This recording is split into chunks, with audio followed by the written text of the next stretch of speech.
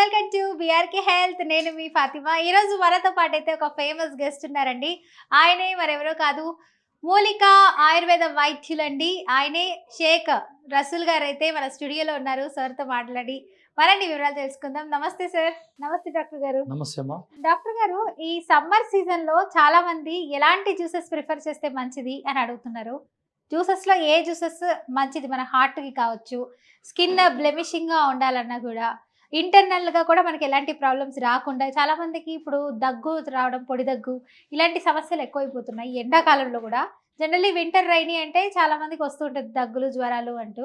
So ఇలాంటి అట్లా చలవ చేస్తూ బాగుండాలి స్కిన్, మనం కూడా ఆరోగ్యంగా ఉండాలి అంటే ఏ జ్యూసెస్ తాగితే మంచిది? చక్కటి ప్రశ్న అడిగారు. ఈరోజు అడగాల్సిన ప్రశ్న ఇది. ఎందుకంటే సమ్మర్ స్టార్ట్, మంచి రన్నింగ్లో ఉంది సమ్మర్ ఇప్పుడు. అవును. ఇటువంటి తరుణంలో నిమ్మరసం తీసుకోవచ్చు.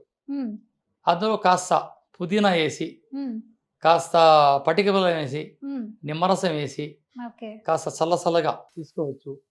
మజ్జిగ, సబ్జా గింజలు వేసిన మజ్జిగ తీసుకోవచ్చు. నన్నారి షర్బత్ తీసుకోవచ్చు. ఇప్పుడు గుల్షబా అని ఒక యునాని ప్రొడక్ట్ ఉంది, అది తీసుకోవచ్చు.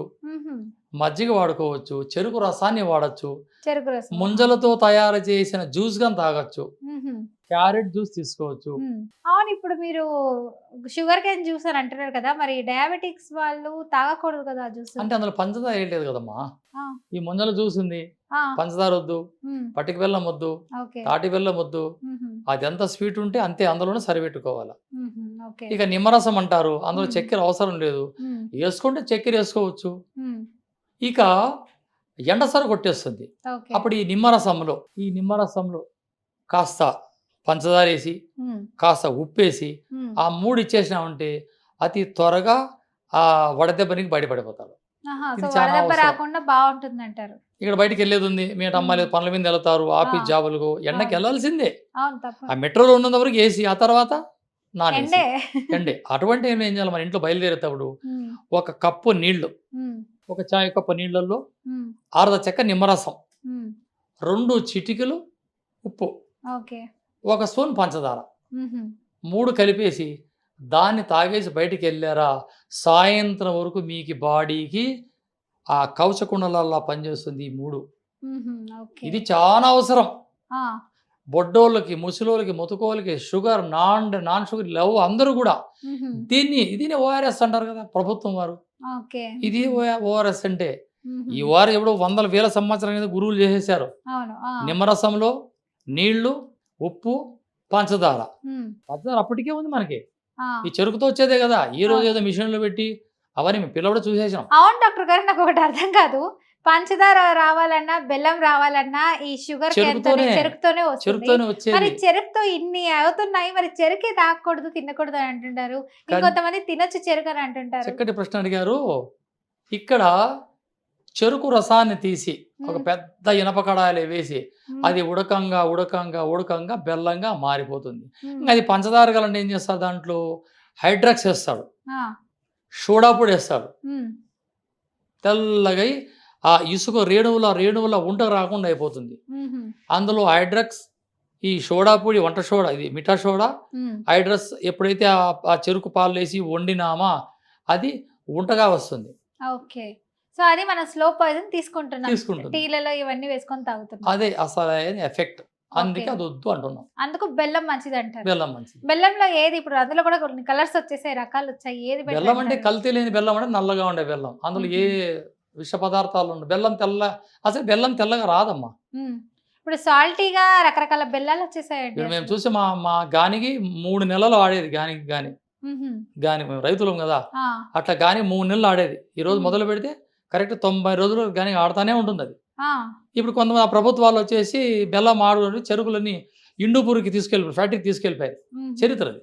కాబట్టి మనం స్వచ్ఛంగా బెల్లం తయారు చేసుకునే పద్ధతి కూడా ఈ ఎపిసోడ్లో నేను చెప్పగలను. ఇప్పుడు బయట చెట్ల కింద చెరుకు రసాలు అమ్ముతా ఉంటారు, చెరుకు జ్యూస్ అమ్ముతా ఉంటారు. ఒక గ్లాసు 20 రూపీస్.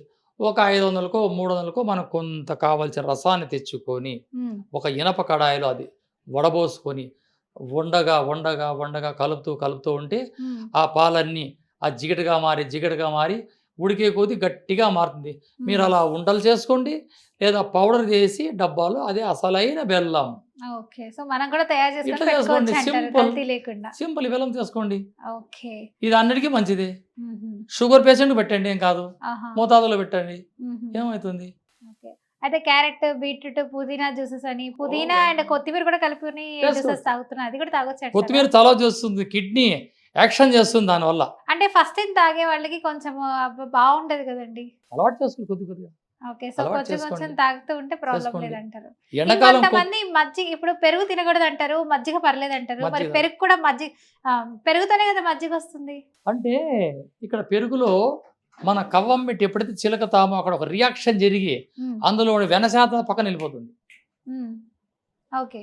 పక్క శాతం వెళ్ళిపోతుంది, వెన్న శాతం అంతా పక్కకు పోతుంది. కాబట్టి హ్మ్. మజ్జిగ చాలా మంచిది. ఓకే. అదే నైట్ తీసుకోడు, పగలే. ఓకే. నైట్ తాగితే నైట్ పెరుగు మజ్జిగ తీసుకోడు, ఏ వైద్య శాస్త్రం ఒప్పుకోదు. ఓకే. కఫం పెరుగుతుంది. హ్మ్. కఫమే రోగానికి మూలం. ఓకే. గుండెపోటు రావచ్చు, హ్మ్. లేదా పక్షపాతం రావచ్చు. రాత్రిలో మజ్జిగ తినకూడదు. హ్మ్. ఎవరు తినాలా? పగలంతా చేనుల్లో బాగా కష్టపడే రైతన్నులు తినాలా. హుహు. అర్థం చేసుకోండి. ఓకే.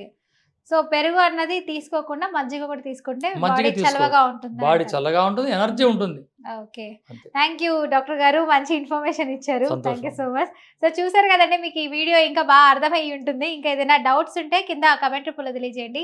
ఆ క్వశ్చన్స్ అన్ని బేస్ చేసుకొని నెక్స్ట్ ఎపిసోడ్లో మన షేక్ రసూల్ గారిని అయితే అడగడం జరుగుతుంది. Thank you so much for watching this video. Signing off me Fatima.